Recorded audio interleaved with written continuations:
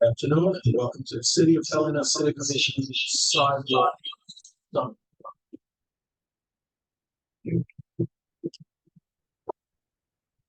Should I continue?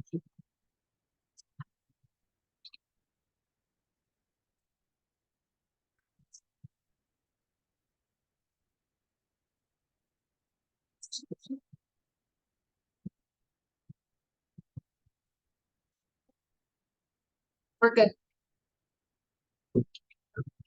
Good afternoon and welcome to the City of Helena City Commission Sidewalk Summit, January 4th, 2024. Time is 4 p.m. This meeting is called to order. Madam Clerk. City Manager Burt. Here. Commissioner Dean. Here. Commissioner Logan. Here. Commissioner Reeves. Here. Mayor Collins. Here. And for the record, I do believe Commissioner Shirtliff will be joining us online. And give me just a moment, Mr. Mayor, I need to promote him to a full-time panelist.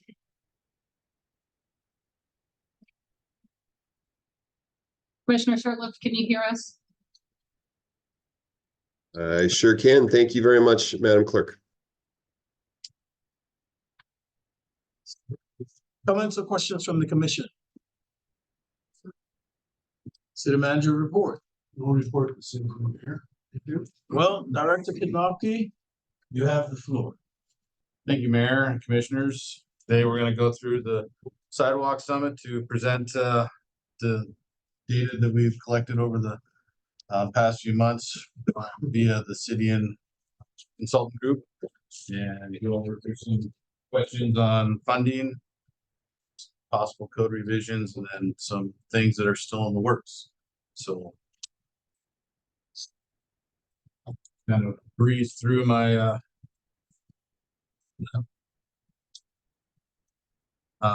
through the agenda here, but under the ADA ramps, we're going to discuss what we have for the existing conditions, what it looks like for sidewalk gaps and missing ADA ramps, and also discuss potential CIP scenarios.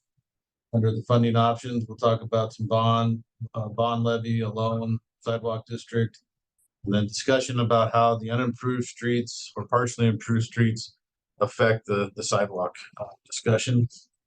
And then, like I said, potential code revisions, and then opportunities under construction. So we're going to switch over to our software that we've been talking to about, the Adapt software. So stop sharing.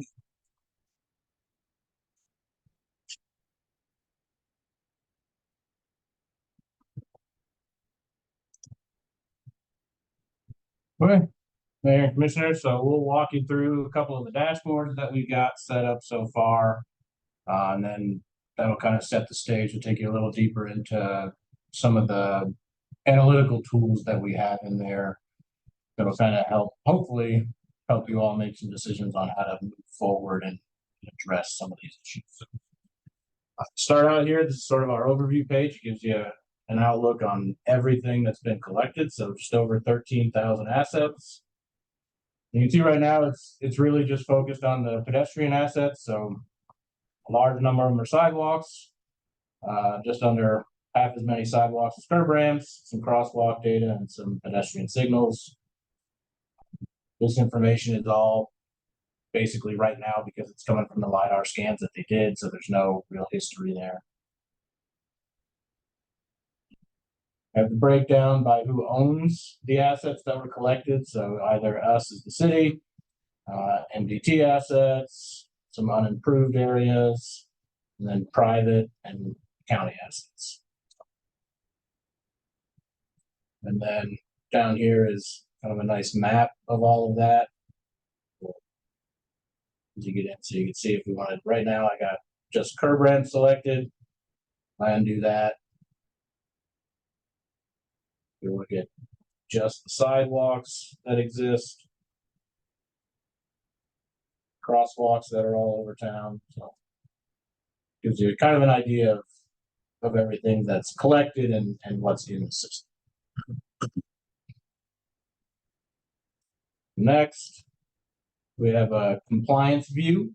So this is basically taking all of these assets and telling you what does it cost to bring them all into compliance with ADA.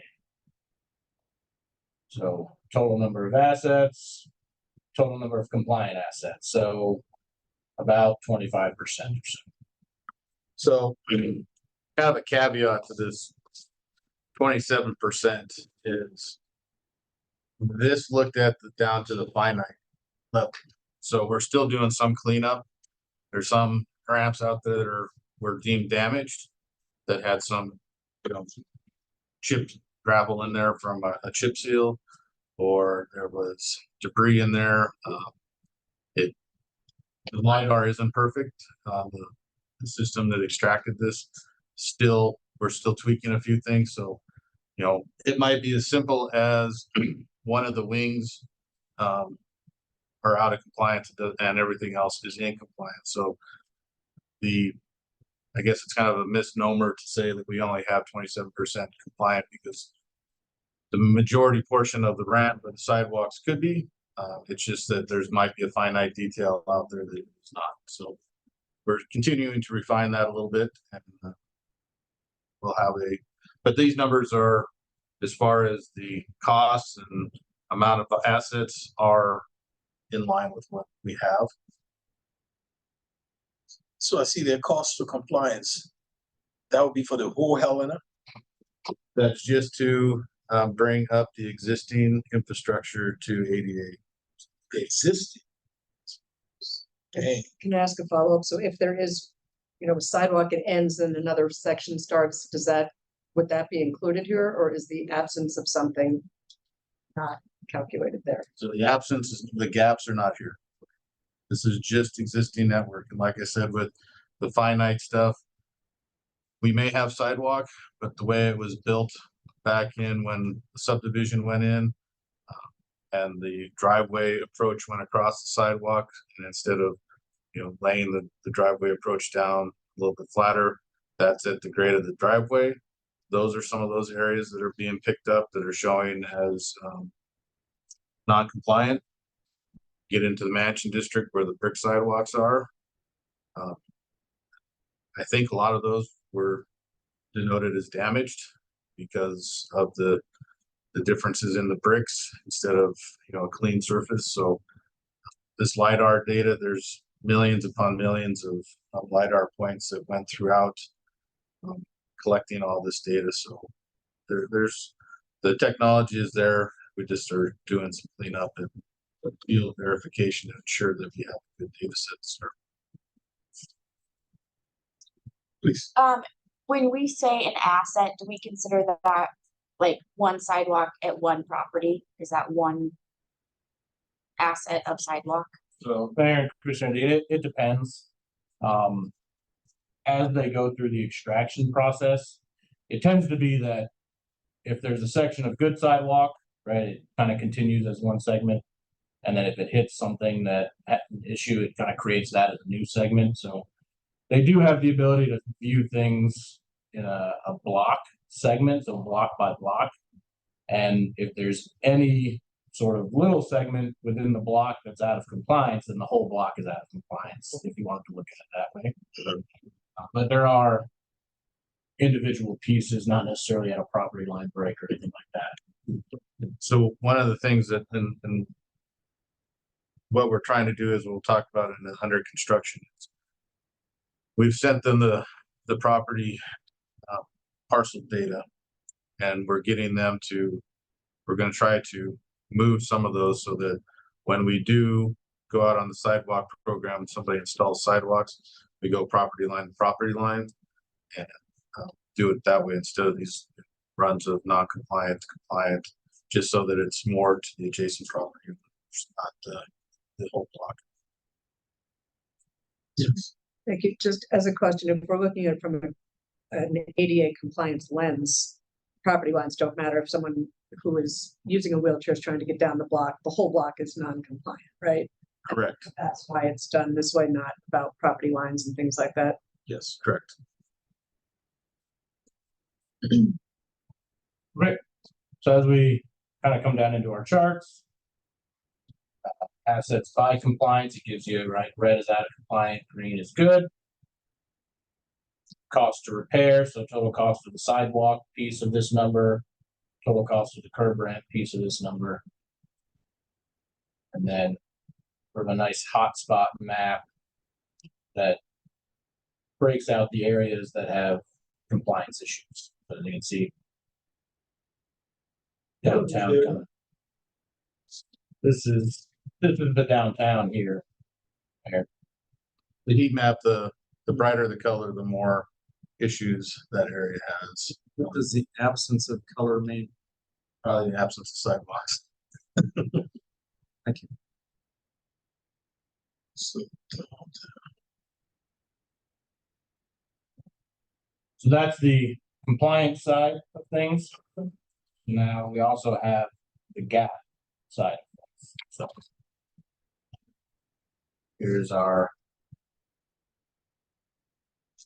network of missing assets, essentially.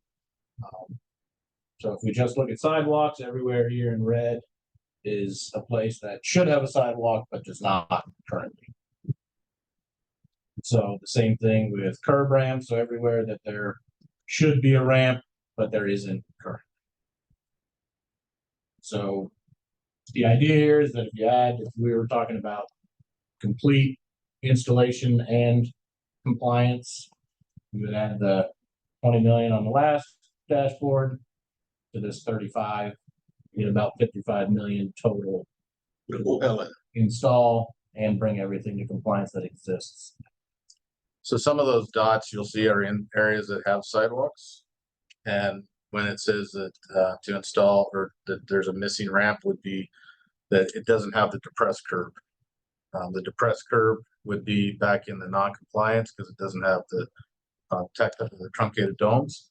But this one would be a vertical or traditional curb and gutter that is considered a barrier for the mobility issues to access the site. Can we go back to the sidewalk gap one?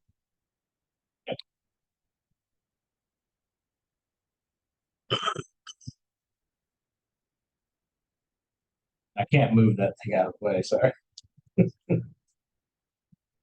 So as we've talked about in the past, there is kind of a correlation with development and the different mentalities during that development. As you'll see in one of my slides later on, I actually found one of the slides from one of the mansions up here, and right here in the picture, you can see that they had boardwalks, and there's really no other house around there, but they had boardwalks leading to certain areas. So as development has changed or mindsets changed, you get this kind of donut effect that we see in areas as Helena has developed over the years. So can I ask, does this include undeveloped streets? Or is this already developed streets but no sidewalks? I think this there's a little mix and mash. If there was really nothing out there, it was just a dirt street with nothing, they didn't include that because those were unimproved. But if there were, like on the west side where we have some improvements, half a blocks, maybe even that would be included. But we can clarify that and We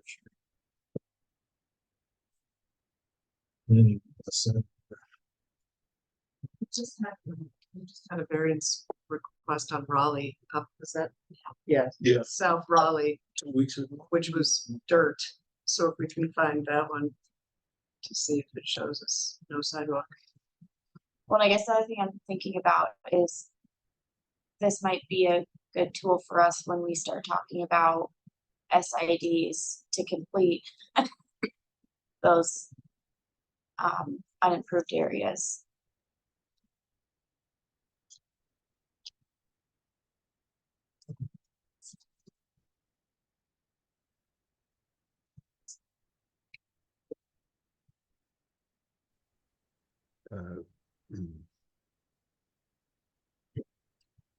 it looks like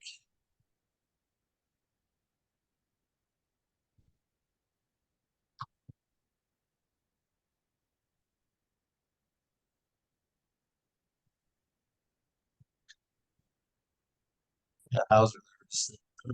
There's dirt. So.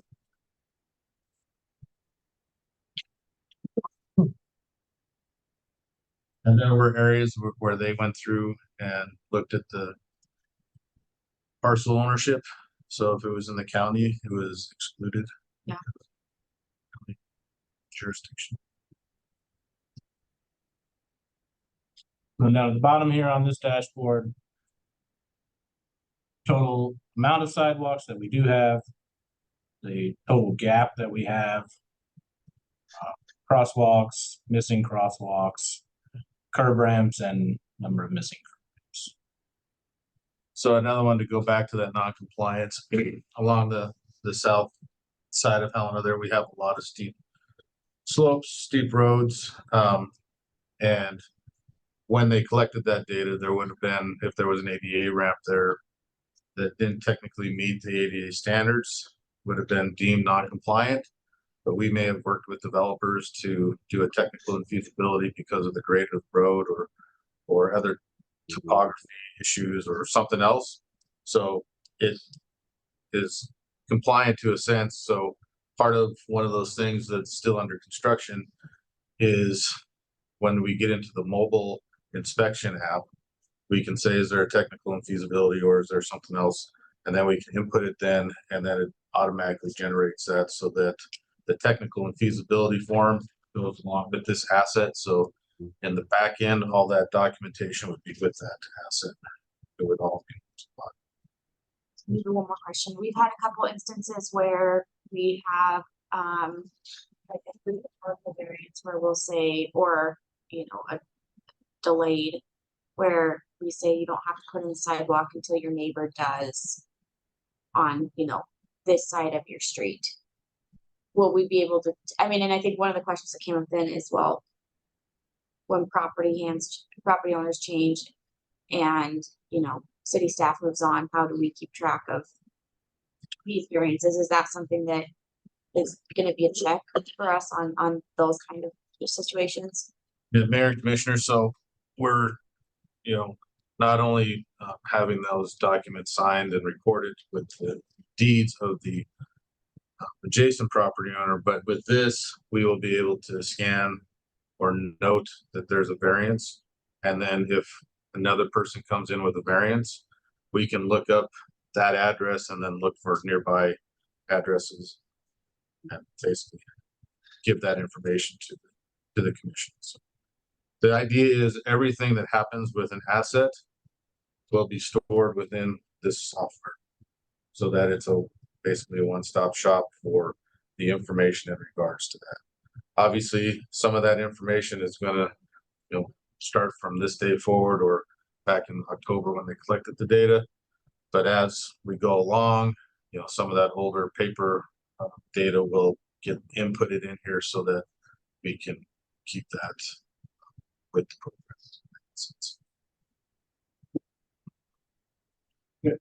So next we'll look at, so this is the overall asset map.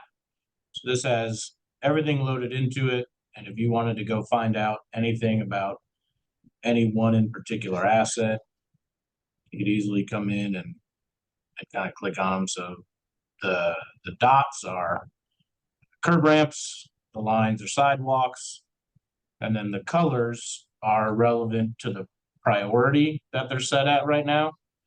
And so this will be part of the strategic conversation that the commission will have as to how do you want to weight some of the priority categories. So there's a couple hundred rules that go along into the back end of this system that decide which piece of compliance is applicable and not. And then essentially what it does is converts that to a priority. So priority 1 is the highest priority, meaning that it's the most out of compliance. And then priority 5 would be the lowest, meaning that maybe there's just one small thing wrong with it. And so one of the conversations that should probably take place would be to decide which of those things might be more important to you as a commission to decide and sort of respread these priorities. And then So some of those would be vertical displacements greater than 2 inches, 3 inches, or whatever.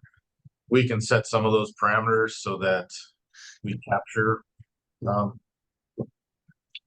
vertical displacements if we think that's a higher priority than, say, a cross slope that is 2.5 and or less.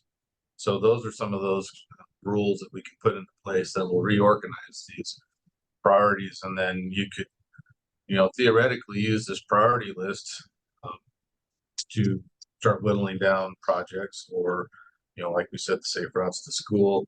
There's a bunch of different options that we can do with the data now. Basically give some different scenarios to the commission to look at how they want to address the sidewalks. Commissioner Shirley. Thank you, Mr. Mayor. Matt, Director Konopkian, thank you for this. That was going to be my question: is how are we looking to prioritize these? I understand based on compliance and non-compliance, but is there? I know we have traffic studies. Is that something that we want to consider? Is that something we can cross-reference to say, this is where the priority is, or maybe it's this, like you said, safe routes to schools. If it is Broadwater, if it is C.R. Anderson, if it is Bryant Elementary, are we using, I guess, reports from folks? Are we using this data plus something else to prioritize? I'd be interested to see what your take would be on how we should prioritize these, so we're not jumping all across the map, that we have a kind of a triage this, what's the most important, secondary and tertiary. Mayor and Commissioner, so yes to some of those questions. So intersection studies, if we get a request to study an intersection because people are driving too fast, or we want stop signs or whatever, those are actually going to be assigned to the intersection asset, so that that information will be all stored in here. If it's a larger traffic study, say Mountain View Meadows, it'll still be, we'll have to cross that bridge because it's a little bit bigger and a little bit more of a exercise to get it in there. But our plan is anything that interacts with the roadway network or the sidewalk network will get stored in here, so that when we're looking at a particular area, a sidewalk, intersection, corridor, whatever, that information will all be at our fingertips to pull from. So the 5-point intersection study, the downtown multimodal, all that stuff, whether it's recommendation by recommendation or asset by asset, or just throwing the study in there so that we know to reference that study when we're looking at this area, it'll somehow be in there here to assist in decision making. As far as priorities, yeah, I mean, I can see where you say all over the map, because we'll have priority 1s and 2s all over the place. So how do we go about tackling those?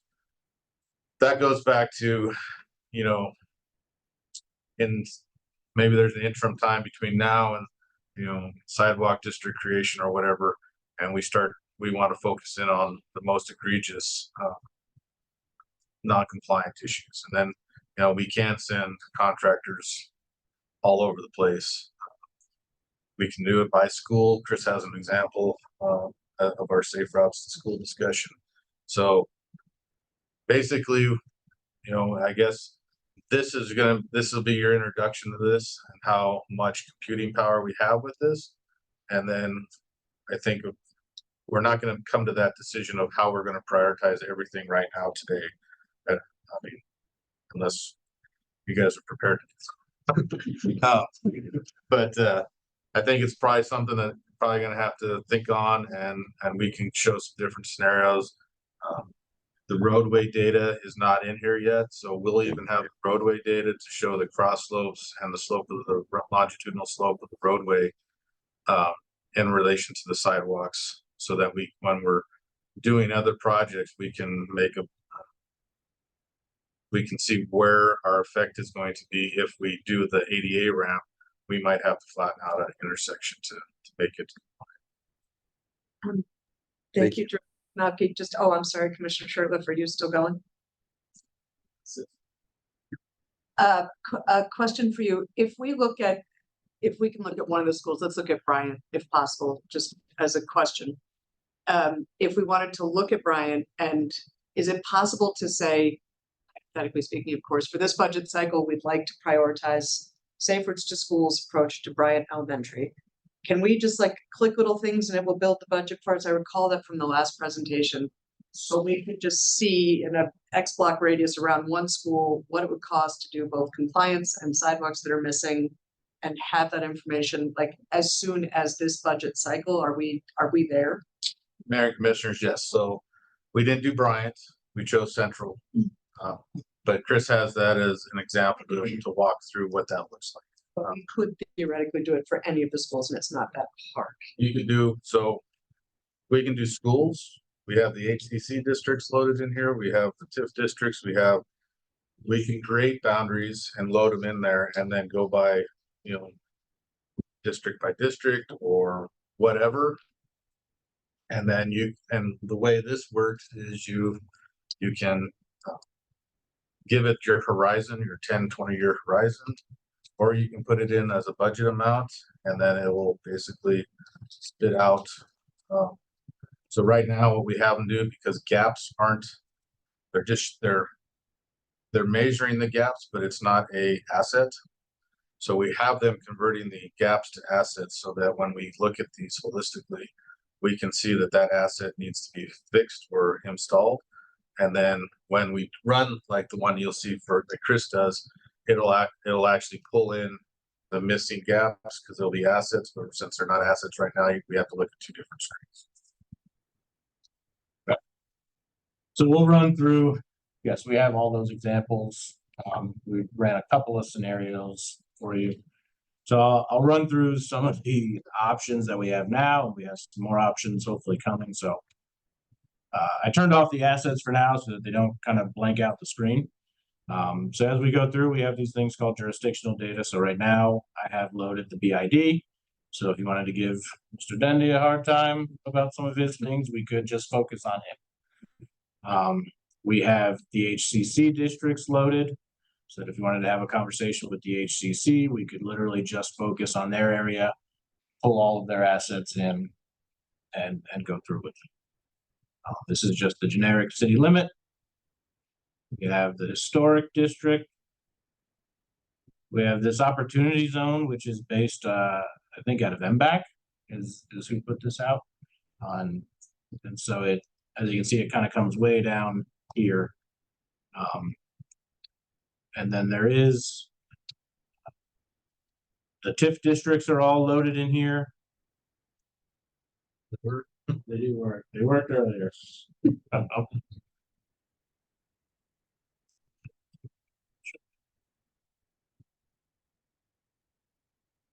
Oh, it worked a little while ago.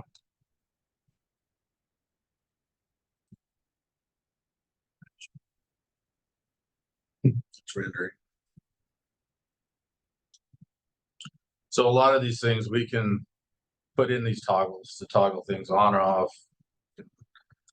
Query against any one of these. Like Chris said, we can look at the BID and query against it on how many are sidewalk ramps, what have you. So it doesn't seem to want to load. So hopefully you get the idea of all the, if we want, sorry, if the commission wanted to take an approach of breaking the city up into blocks of an area to try and focus on one by one. We have that ability to break it up whichever way we want. We could load that layer in and focus only on that geographical area. The other one that I'm having them add soon is the disadvantaged neighborhoods. A lot of our grant programs are focused on that too.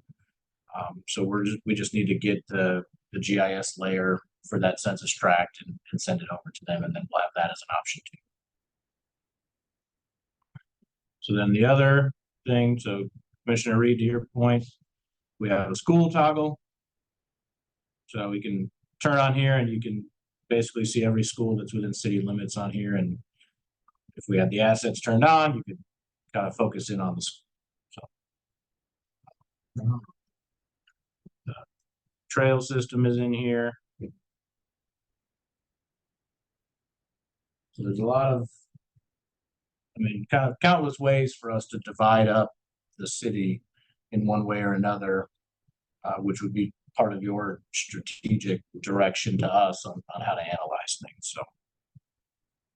So, Mr. Mayor, I think maybe one thing, and we may be getting to this part. I would really be interested in and this is pretty consistent, I think, where the rest of us have been talking during previous sidewalk summits.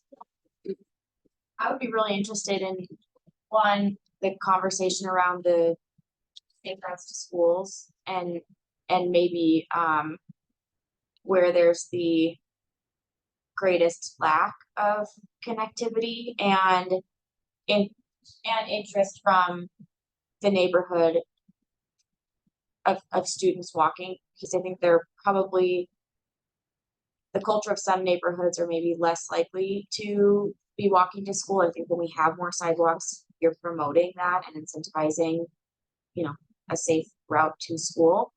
But the other thing I would really like to pair that with is some of the higher traffic areas in town. I actually am maybe not surprised, but with the heat map, so much of it being on like the downtown area where the vast majority of a lot of our services are that people are trying to get to, particularly those who might have a disability. So that, that's actually very interesting to me that downtown is so non-compliant. So one of the things that is already loaded in here is what existing the average daily traffic numbers. So they pulled from MBT, they pulled from our numbers. So those are actually loaded in to the roadway segments. So again, we can use those to query and look at highest volume of traffic versus, largest non-compliant area. Move on. So this will be our school example. So what I did was sort of preload. So again, like Director Kanapi said, we chose Central School just sort of at random. So I came in and I put 1,000-foot radius around the school.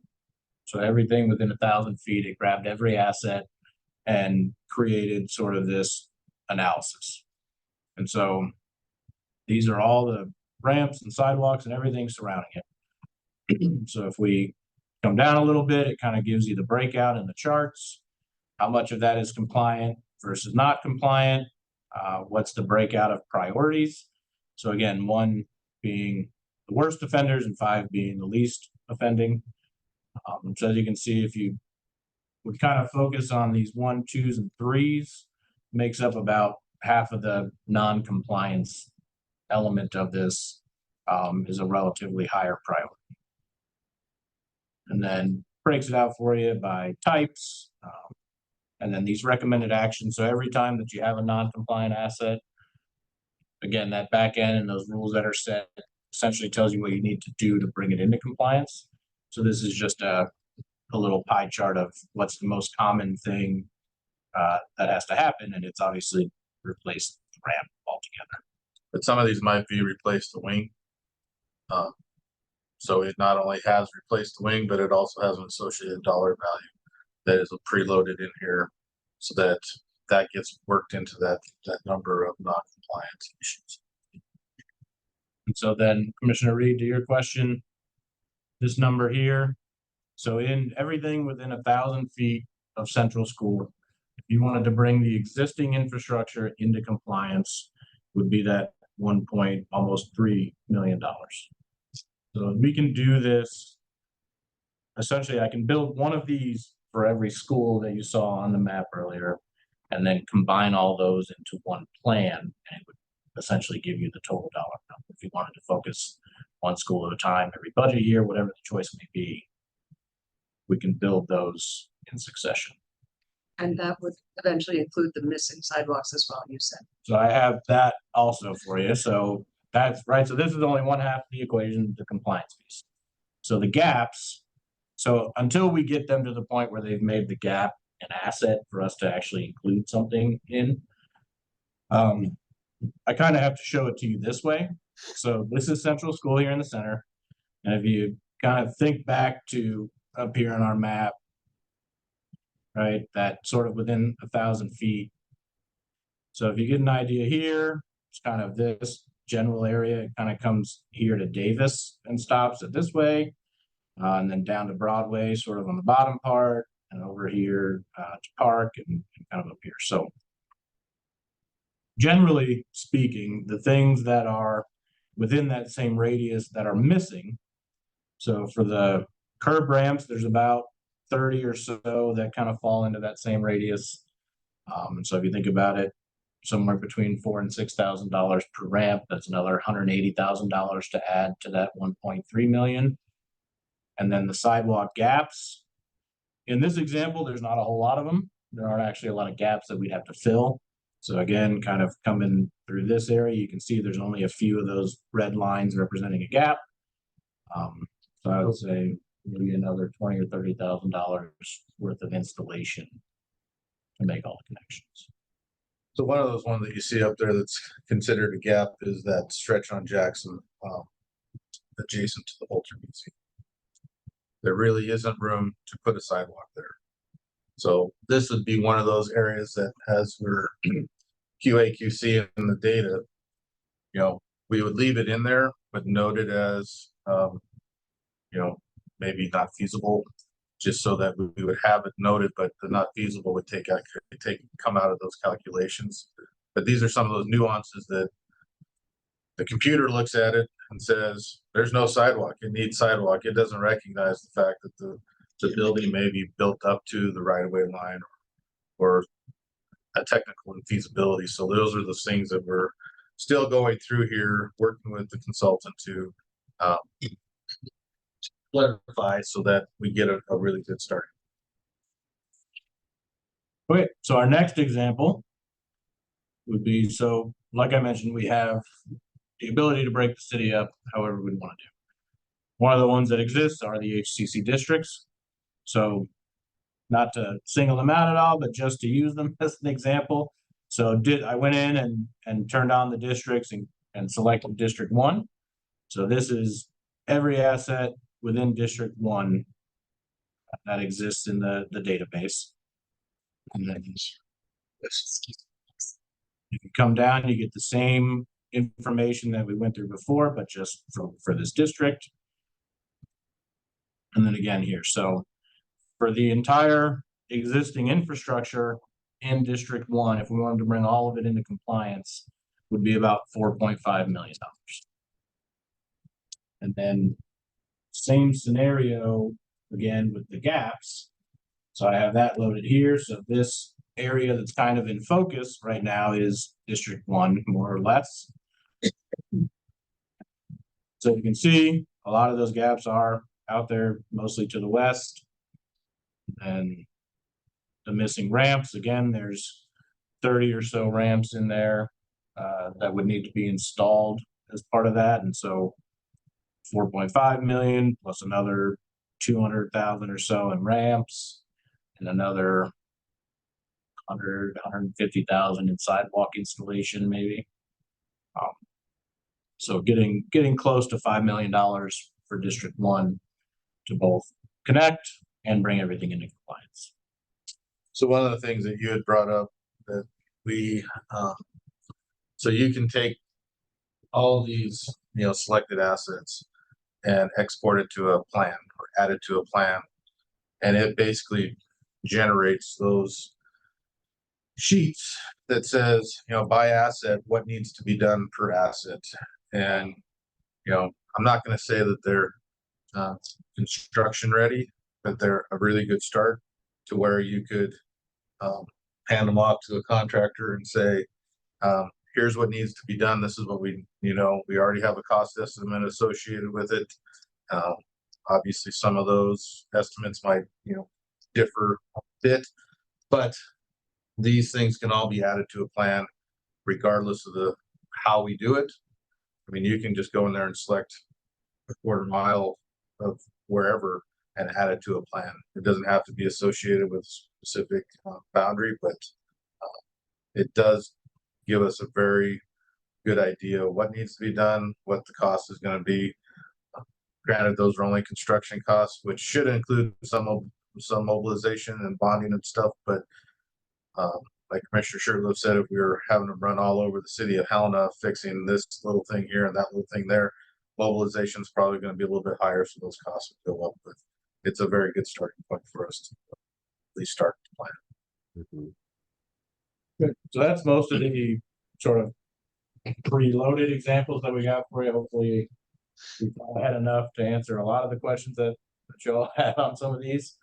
So the hope was that by showing you some of these various ways that we can look at the data, that the commission would have a little bit better idea of what you would like to think of to direct us to start putting together. As far as how you'd like us to approach going about these fixes. Just to put it in perspective, take $34 million unfunded liability, I would call it, and compare that to the $150,000 that we had to the sidewalk program. At the present rate, it would take us 226 years to get through this. So the status quo certainly is not keeping up. And that's where some of the other future discussions will need to go is you want to, what tool do you want to use? You want to approach that? We can certainly put together scenarios for your discussion. Thank you, Mr. Mayor. A question based on the 34 million, if we were to break that down by household in Helena, what would that be? We'll get back to you on that. I don't have that one. I'm just curious. I think there, What that shakes down to across the entire city. Yeah, we will be able to put that information together. Thing I might be interested in, so we know that there's about 500,000 in the waiting list, for lack of a better term, on the sidewalk loan program. I wonder, I guess would we be able to match up where those applications, I know people obviously, there's a ton of data that you guys are gone through and are, I think, probably cleaning up and the rest. I'm actually very impressed how far it's come in just a couple of months. But is there a way that we can be able to have a map of where those applications are? Because I think one thing that, maybe just food for thought for all of us is that I don't necessarily know that we'll be in a position, maybe we will, I don't know, to say, yep, let's create a maintenance district and let's create a sidewalk an installation district on top of, the emergency services levy and bond question. So I'm wondering if we can maybe start thinking about what does this look like to implement in phases for people who are already really interested in making the improvements to their property with the assistance of the loan program, and phasing out what a potential district could look like while considering, prioritization of safe routes to schools, areas of high traffic, pedestrian use. We have other budgeting options like BID has their assessment, which maybe there's a conversation about what improvements could maybe happen more quickly in an area where there's other sources of revenue, including TIF districts. But just thinking through what is coming up next, that's where my brain is going, is maybe we should start thinking about what this would look to phase. What would it look like to develop this in phases? When we know that there are a number of other revenue questions that are on the table and of a similar pressing nature. Yeah, Mayor and Commissioners, we can look at, we can break it down to just the school itself and making sure that there's facilities around there, connected ADA ramps across the streets. We can go out of block. We can do it by district like you saw. Along with the applications, I'm sure there's a way that we could put those in there so that we can see if they're clustered someplace. Because like you said, we received a number in excess of what we had funding for, but it's always cheaper if we can get an entire block to get on the program. The cost is going to go down because the contractor just is walking from house to house to house. It's not, the mobilization isn't there. So I think we can do that.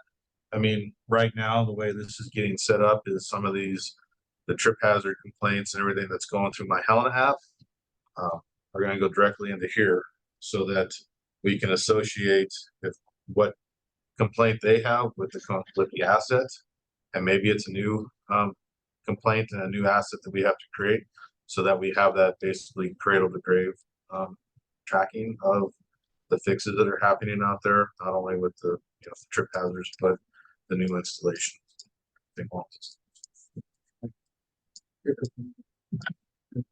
So how to keep the cost information up to date? So this is one of those areas where we've have talked with the consultant, and typically they go out and LiDAR, and you can bring them back and they can re-LiDAR. It's costly, but basically if something is updated or fixed or installed, we go out there with a mobile app that comes with the software, and you enter that information in, and then it stores it in there as part of that new asset, an updated asset or a new asset when new sidewalks or ramp gets installed. But what we're really working on them with is some new phones with the right app can actually do LiDAR scanning from your cell phone. So when they were out here right before Christmas, we went out to one of the new areas that we just had installed. We LiDAR'd it with Chris's phone, and we sent that information back. They're seeing how difficult, how accurate the information is, or how accurate the information is, and then how difficult it would be to stitch into the existing map that they have. So if it's not difficult, it's not that expensive, then that would be the route that we would go. Is as they're inspecting this, they would take a LiDAR scan of everything, stitch it back in so that it's in there and we can measure off of that. The new assets that you use with the input of the mobile inspector, you can still measure off because you've given it dimensions, but some of these areas we can measure elevation and everything like that. That wouldn't come across with just the mobile app. So that's where we're looking at that.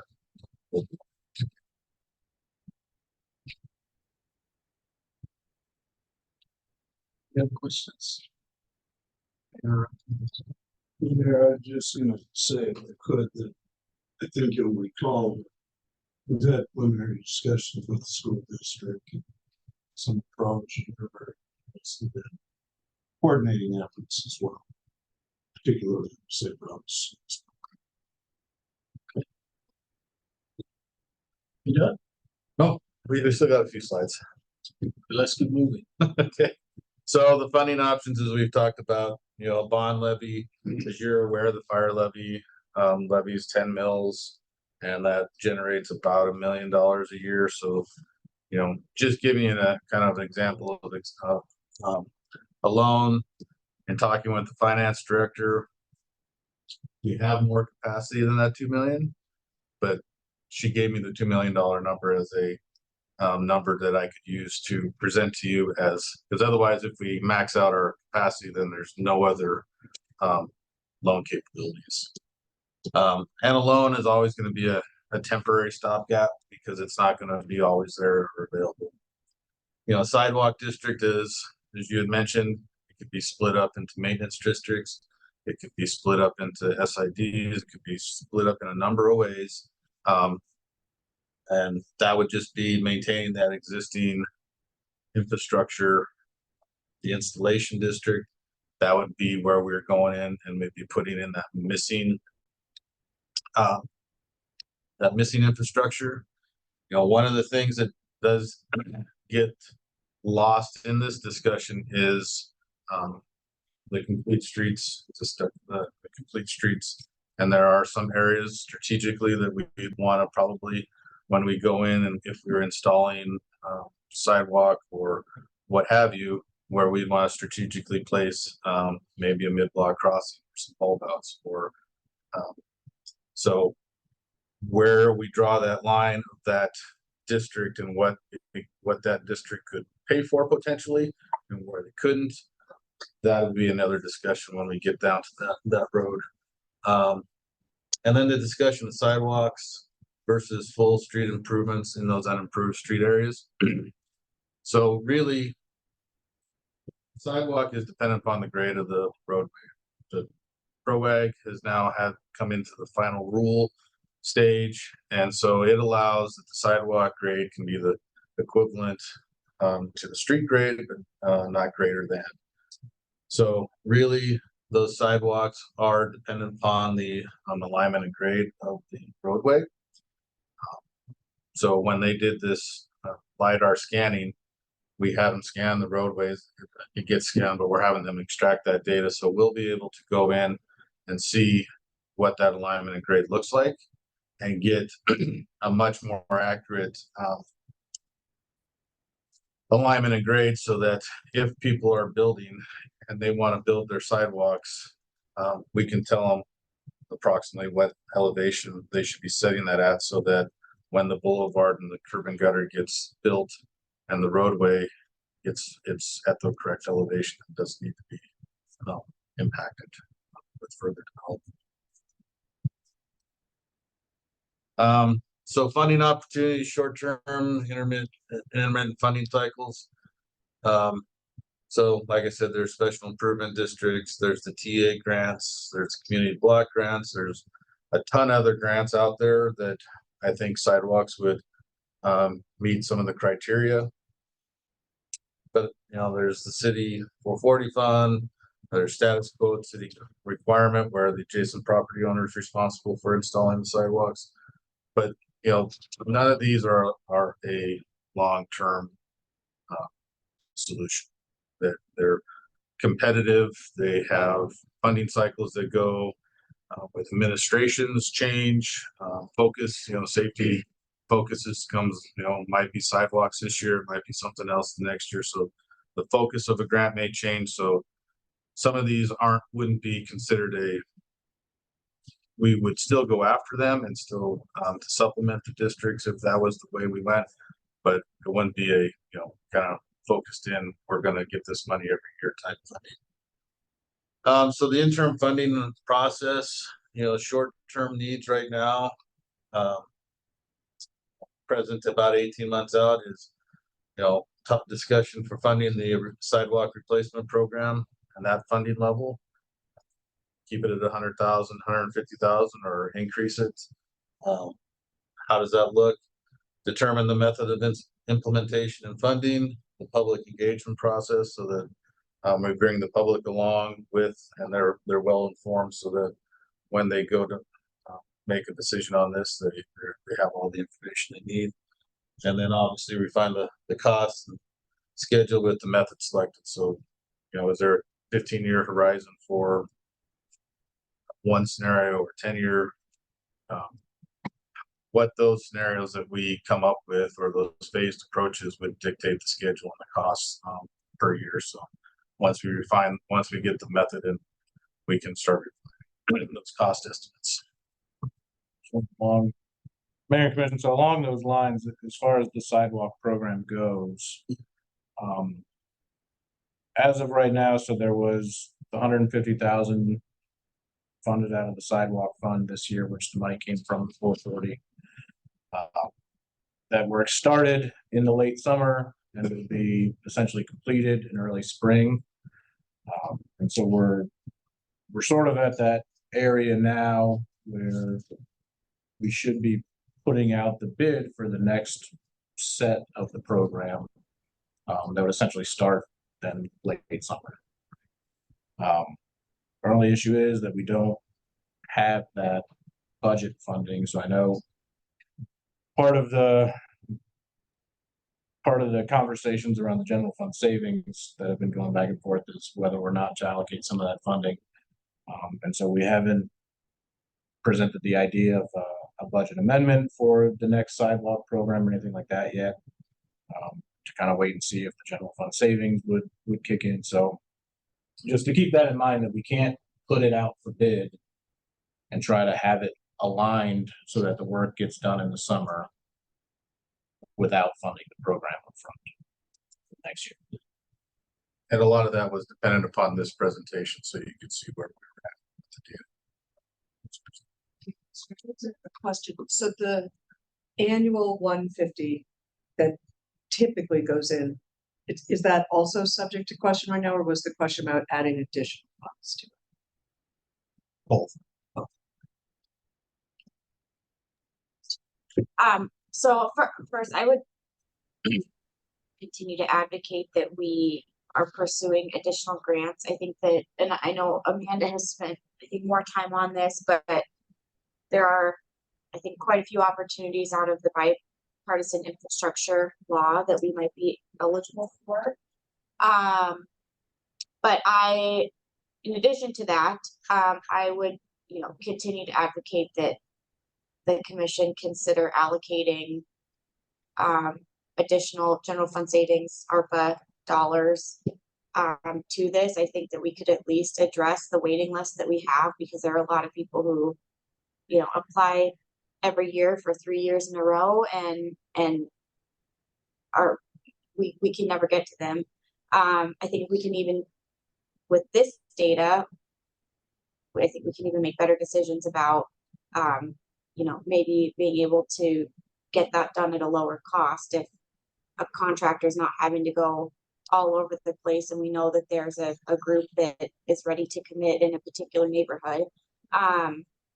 But I would strongly encourage us to reconsider. The number I had put up was $500,000 during our discussions, and that was just because that's the estimate of where the waiting list essentially is for the sidewalk loan program. But I think that is something that we can do in the immediate future that will have results this year, while we continue to pursue additional grant options and establishing what could be districts, because I think that is going to require a lot of legwork into just being strategic about how and where we're implementing them,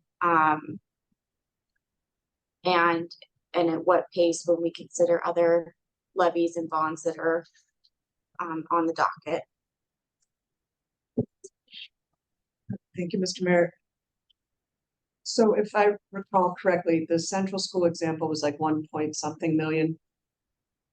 Yes, okay. So I think I'm conflicted, but I'll say, I think hearing that we could theoretically bring a Safe Routes to School area up to compliance with just over $1 million, I would be more inclined to take that funding and begin, strategically to look at the Safe Routes for Schools, rank those, and put funding towards that. Because if we can actually get one of the however many schools we have going in like short term, I think that's a better investment long term, because I like the sidewalk program, but I think it is piecemeal, and I'm not sure. I personally would like to see us strategically look at areas of our community and how to integrate them entirely. And I feel like if we have ARPA funding, that's it. Like once this is gone, that's it.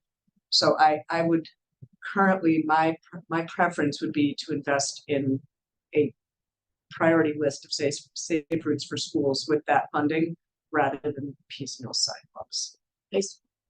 My response really quick. Don't disagree, but I would just note the sidewalk program. I mean, it's a loan program, so we don't see it the money returned, but it is going on that property owner's tax bill each year for 10 years. So that gives us an opportunity in 10 years to have some sort of return. Yeah, I think I guess we have this moment in time and this moment in funding where we could actually put the schools in order and do that. I guess that just seems like an opportunity not to pass up. So Mayor and Commissioners, if maybe our first stepping off point of some is to, we'll look at staying around, say, the $1 million mark, looking at each school, and we can show a prioritized list of whether it's only fixing existing infrastructure or if there's a lot of new install that needs to be done. We could potentially get that list to you in a future meeting so that you can consider that. And if it's okay with you, just as part of preparation for that discussion is to re-engage the school district. Yeah. They have opportunities for grants too, particularly around safe routes to school. I think they would clearly be able to help us prioritize what school would go first if that's the route you choose. And we could, I think with additional information come back and report. Mr. Mayor. Yeah. I guess I'm with Commissioner Reed as I thought about, as I coming into this meeting, as I thought about it, it's like there's obviously huge need. Where do you start? And I can remember, I think might have been our first year. We were talking, a bunch of students from, I think it was the CR Anderson area came in and talked about, this safe routes to CR that they've been talking about for 14 years or whatever time.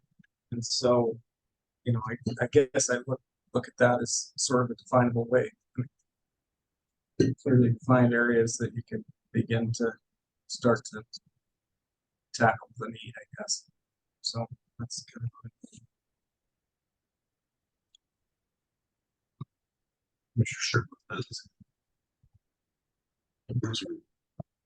Go ahead, Commissioner Shirley, do you have the Thank you. floor? Thank you, Mr. Mayor.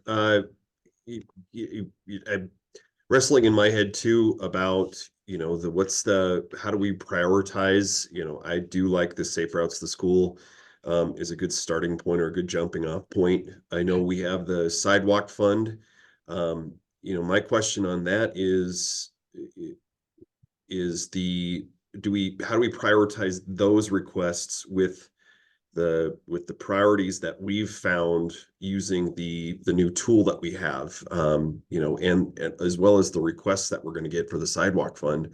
Regardless, my question is about like the sidewalk fund that we do have, not being able to catch up on those. We've had that that 3 years of not being able to catch up. Was that due to lack of funding, or was that due to not just being able to get the people power to build the sidewalks? It was just trying to figure that part out. Mayor, Commissioners, that was funding levels. There is interest in the program that funding. Gotcha. Okay, thank you for that.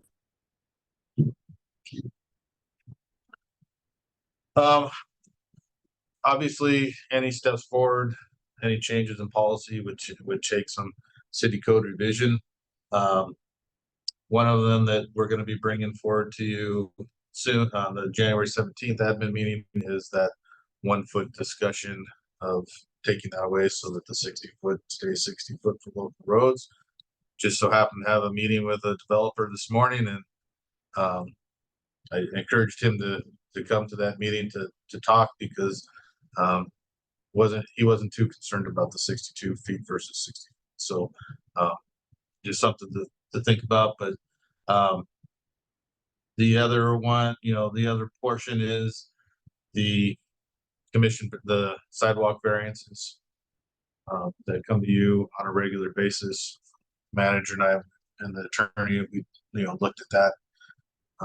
We're going to probably be proposing where the variances go to the manager's office and the appeals go to the commission to try to keep those a little bit more streamlined. And then see what your thoughts are on that. you know, there's the permit fees that So is there an appeal process? there, right now, there is not. So But if we were to go to the city manager, getting the approval of the administrator, yeah, you would do, they could administratively appeal to the commission for consideration. Yep. To the commission, who would appeal to the commission the property owner. requesting the variance? So how would they know? They know that? Well, they would first, if you would agree to the proposal that we have put completely together. Administratively, if it fits the criteria, then it could be approved at staff level. If that's turned down and the property owner wants to appeal the decision of the staff. I'm saying, how would the property owner knows to appeal that? Oh, I can We appeal would, this. it would be in the ordinance. So that would be part of the process. Yeah, Okay. it'd just be a part of the process. You know, there's a bunch of other things that are in that sidewalk code that can be cleaned up with the methods we move forward with. Other policies is that the PROAG, the public right-of-way accessibility guidelines, they've moved into that final rule stage, even though they've been out there for quite some time. So our engineering standards does make note of, you know, to meet the ADA, which lumps in PROAG, but that's one of those things that just needs to probably be amended so that it's in there officially. You know, creation of a policy for case by case or area by area. We had talked about the south side there with the steep slopes from the back of curb. How do we look at those and how do we approach those? So some of these policies we would create to bring to the commission for your consideration, so that some of these decisions could be made at a staff level because we have a policy in place. And if the request fits the policy, then it could just be approved or and move on, so that it doesn't, it's not a long, arduous process. Any questions? So aspects that are still being worked on, the work order and service request integration. That's the My Helena app coming into the Citian app so that each service request gets put onto our map. Mobile LiDAR collection, associating the property information with adjacent assets, and then CIP build out based on the commission direction. So once we come up with that methodology that we're moving forward with, then we can build a CIP within our software to project that out for the commission. So Mayor and Commission, one of the things that we didn't quite get into, but when I was showing you those examples of analyzing the areas, there's another tool kind of at the bottom there that's called a budget optimization. So we can go in and say that we only have $1 million, and then it will essentially reorder all of the assets that we've selected for that plan and organize them by the priority. So the things that are most out of compliance are going to come to the top of the list. And then it'll essentially take those cost estimates and work through that $1 million and give you the list of things that can be done with just the $1 million, rather than saying we need 2 million to do it all. If we only have 1 million, these are all the things we could get done for in a school example. So if we had the school example, we'd say we only have 1 million, and this is how much of all of these things we could get done with that $1 million. So that would be the idea with our CIP, is to say, if we have a steady funding mechanism year after year, how much could we do? And then it would be ordered by priority. And again, we could go through those priorities and set them at different levels, give them different weights. If one thing is more important to the commission than something else, it would get a higher weighting in the priority scale. Good. Yes. So one thing I was just looking at, I would have some of the bipartisan infrastructure law grants. And just this last year, Billings got $3.5 million for their safe routes to schools, sidewalk infrastructure.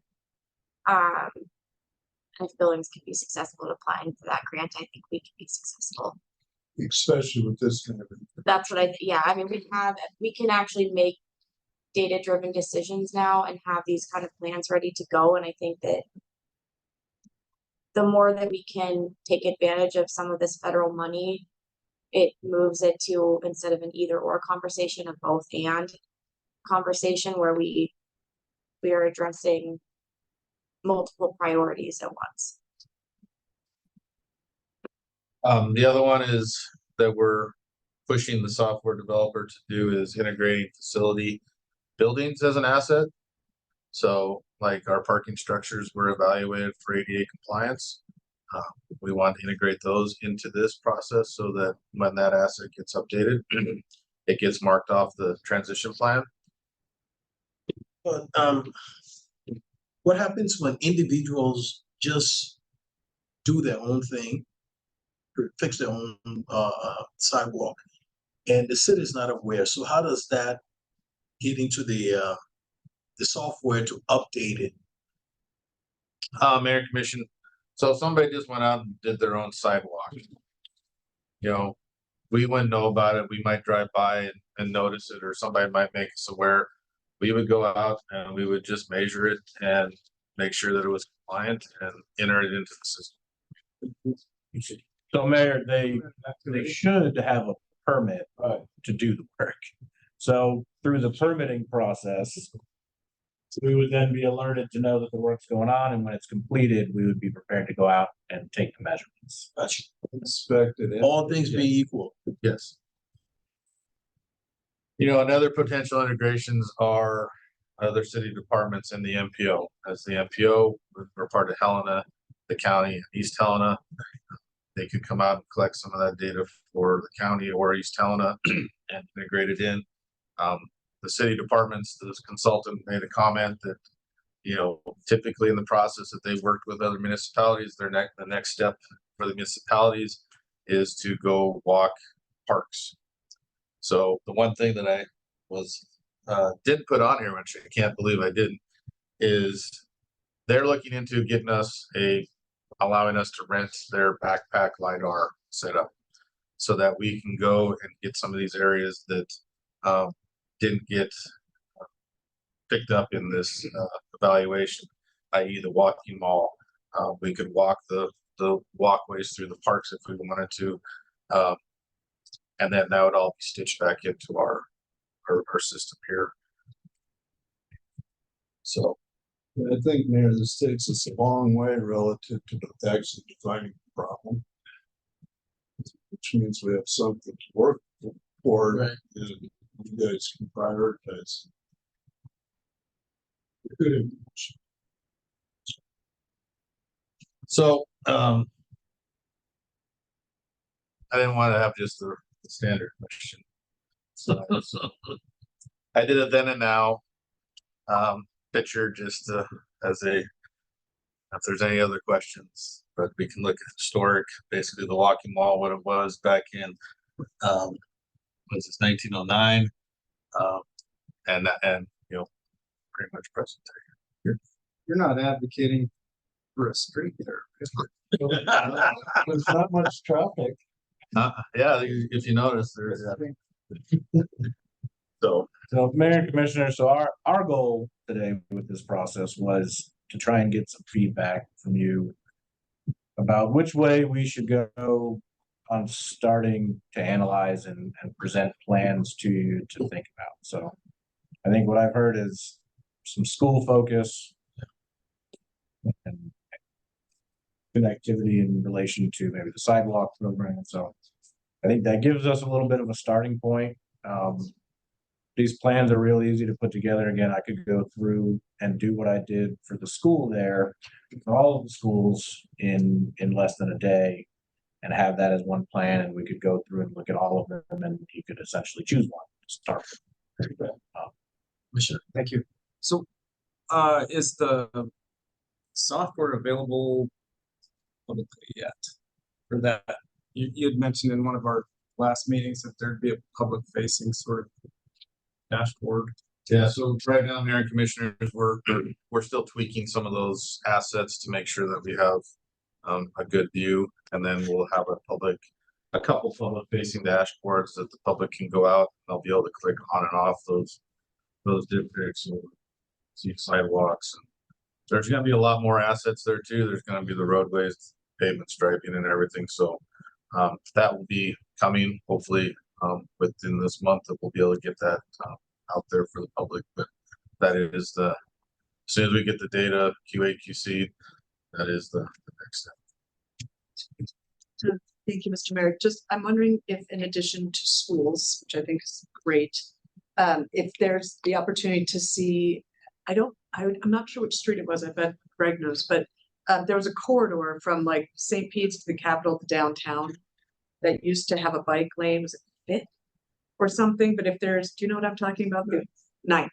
So if there's an opportunity to see major corridor connections from east to downtown to west, just to see what that looks like from a connectivity perspective, because I know there've been discussions in the past about having like one with a dedicated bike lane or something, but just to get a sense of where we're at with that major crosstown connector. Yeah. Okay, any other questions from the commission?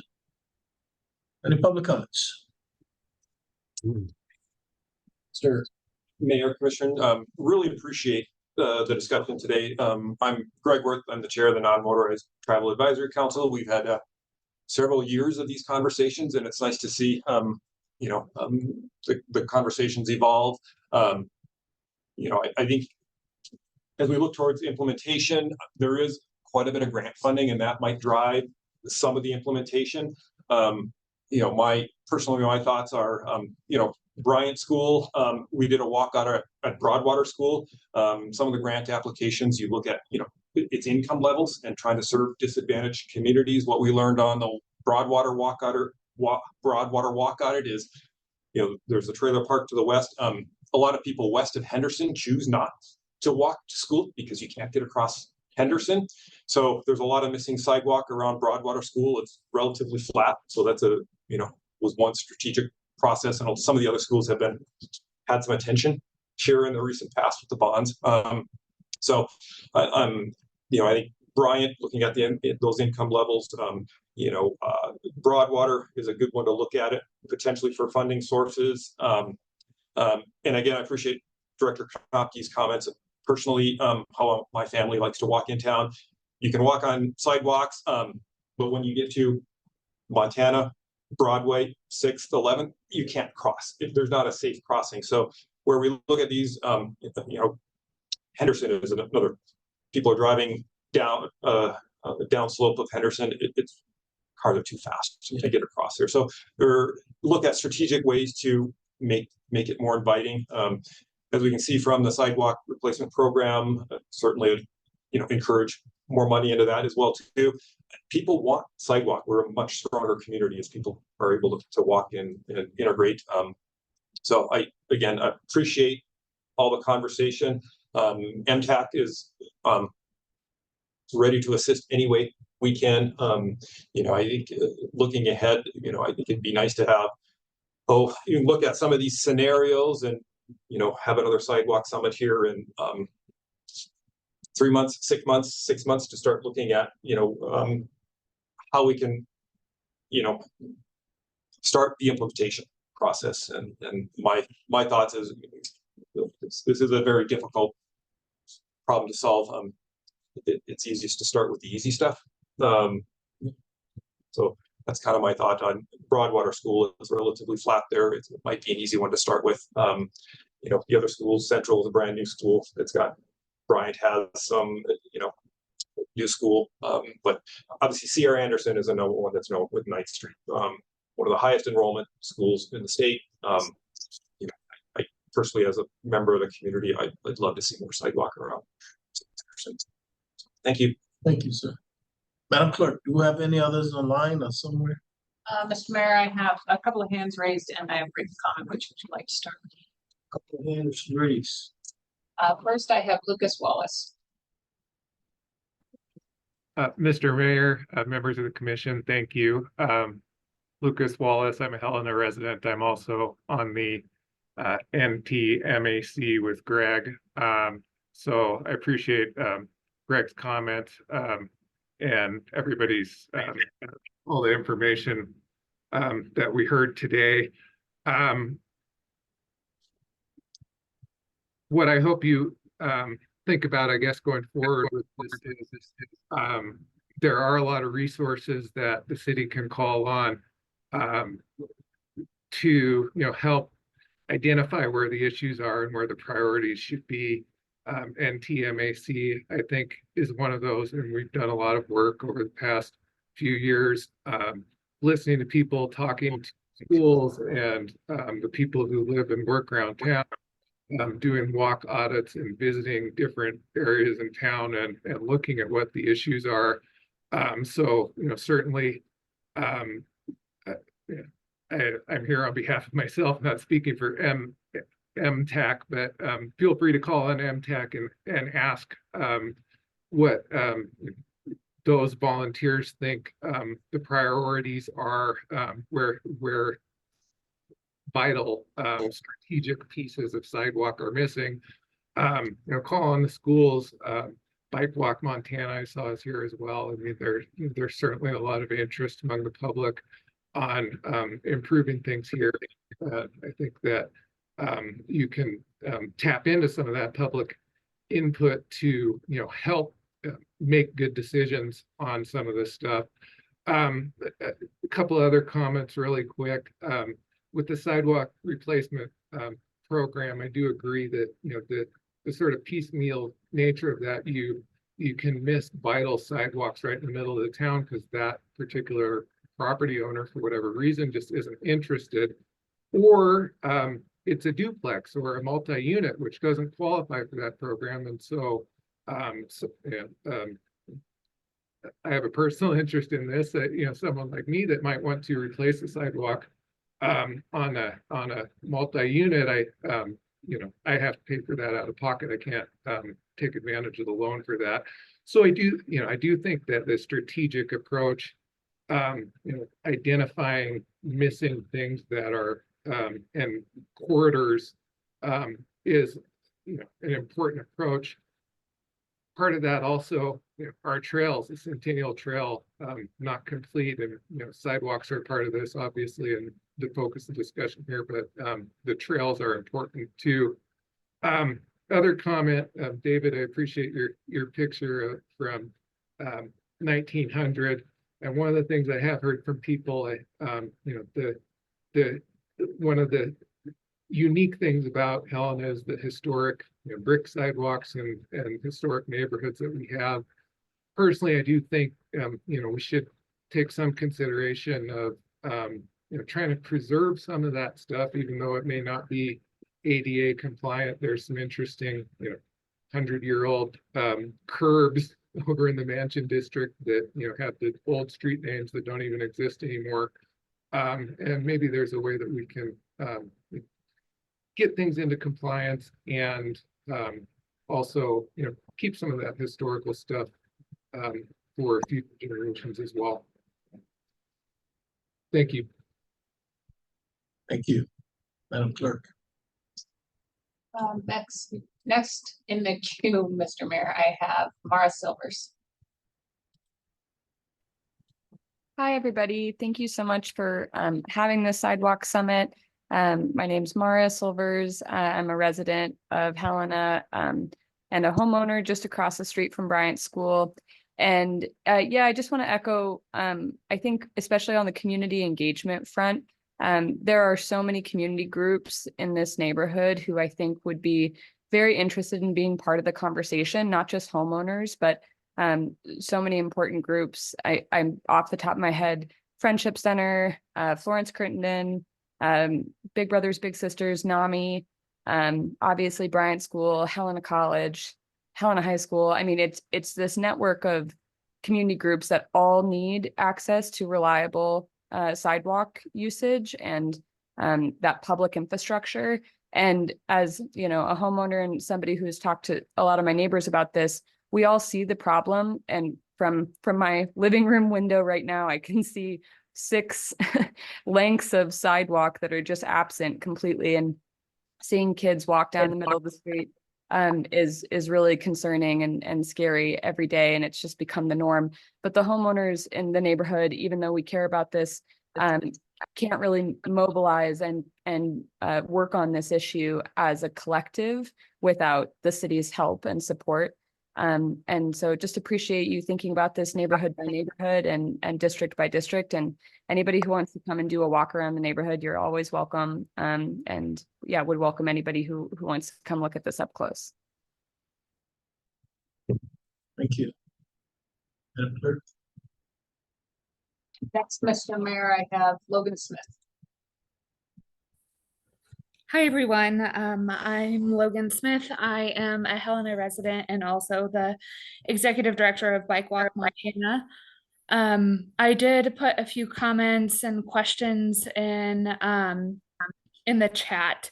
And I think that just a few of the points that I wanted to make was, I think that there's a lot of overlap, and you all had talked about overlap with other plans that the city has, and specifically around complete streets. And so when we're thinking about the prioritization of where sidewalks and funding is going, is thinking about what other policies are in place currently that could be better utilized.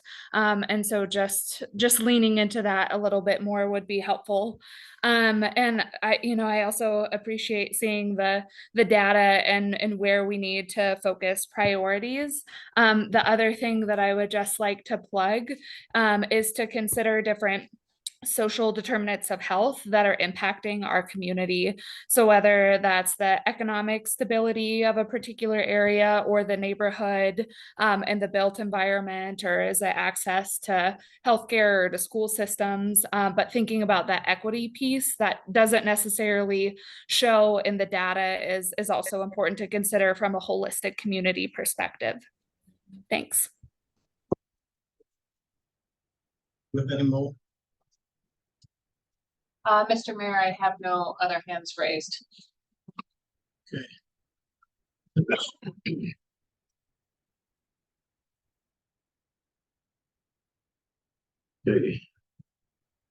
this time, is there anyone from the public wishes to address the commission on other topics?